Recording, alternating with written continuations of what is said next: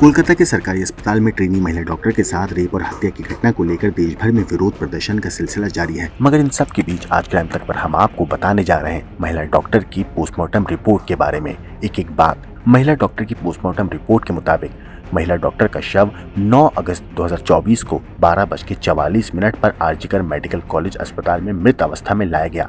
Report के मुताबिक दोनों गालों पर 0.3 और 0.1 से 0.2 इंटू 0.1 के आकार की नाखून की खरोंचें थीं।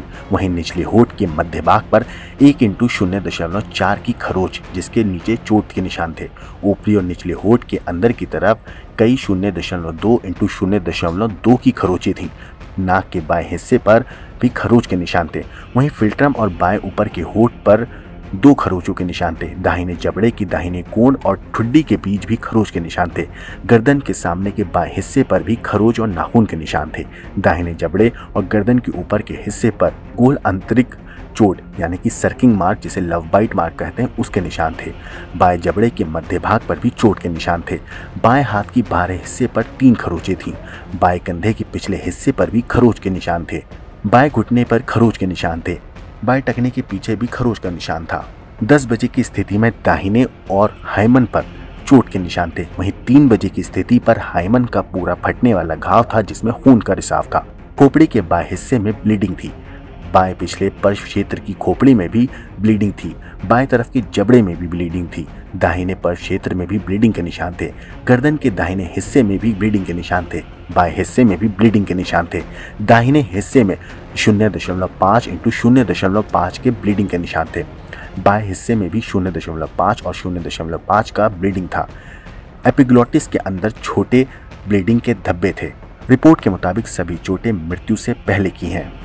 आपको बता दूं कि पोस्टमार्टम रिपोर्ट के फ्रैक्चर और डिसलोकेशन क्लॉज में ऑटोप्सी करने वाले डॉक्टर ने नील यानी कि कोई फ्रैक्चर नहीं लिखा है। पोस्टमार्टम रिपोर्ट में इस बात का साफ तौर पर जिक्र किया गया है कि पीड़िता के शरीर की कोई भी हड्डी फ्रैक्चर या डिसलोकेट नहीं थी। वहीं अगर मौत की वजह की बात करें तो पोस्टमार्टम रिपोर्ट में मौत की वजह वाले क्लॉज में चिकित्सा अधिकारी की राय वाली जगह पर लिखा गया है कि पीड़िता की मौत हाथ से गला घोटने की वजह से हुई है। रिपोर्ट में मौत की वजह हत्या लिखी गई है। यहाँ हत्या से मतलब है कि किसी और ने जान ली। रिपोर्ट में लिखा गया कि उन पीड़िता के जेनिटल में जबरदस्ती पेनिट्रेशन होने के प्रमाण हैं, यानी यौन उत्पीड़न की आशंका है। हालांकि पोस्टमार्टम रिपोर्ट में ये नहीं बताया गया है कि ट्रेनी डॉक्टर के साथ रेप हुआ या सामूहिक रेप हुआ।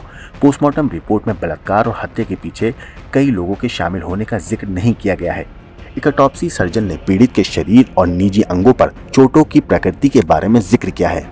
हंगामा टाइम्स की तमाम खबरों को देखने के लिए हंगामा टाइम्स को सब्सक्राइब कर लीजिए और बेल आइकन दबा लीजिए। अगर आपको ये वीडियो अच्छा लगा हो तो लाइक बटन प्रेस कर अपनी प्रतिक्रिया हमारे कमेंट बॉक्स में देना मत भूलें।